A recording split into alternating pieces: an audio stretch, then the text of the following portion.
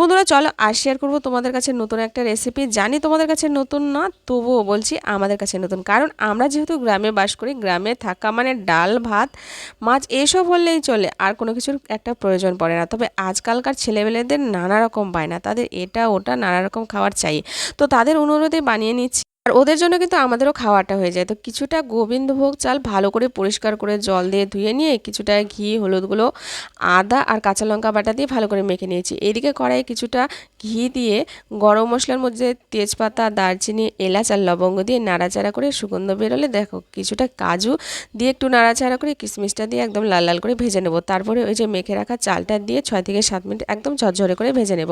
ভাজা হয়ে গেলে এখানে অ্যাড করে দেবো জল। তো জলটা আমি সুদুষ্ণ গরম করে নিয়েছি, আর যে পরিমাণ চাল আমি অ্যাড করেছি ডাবল জল অ্যাড করে দিয়ে কয়েকটা ছেঁড়া কাঁচা লঙ্কা, স্বাদ মতো নুন আর চিনি দিয়ে নাড়াচাড়া করে ঢেকে 10 মিনিটের মতো রান্না করে আবার কিছুটা নাড়াচাড়া করে 5 মিনিটের মতো রেখে দিয়েছিলাম একেবারে লো ফ্লেমে। তারপরে কিন্তু পুরোপুরি রেডি হয়েছে, একদম ঝরঝরে হয়েছে। আর সার্ভ করেছিলাম মাটন কষা দিয়ে। খেয়ে তো বললো সবাই দারুণ হয়েছে।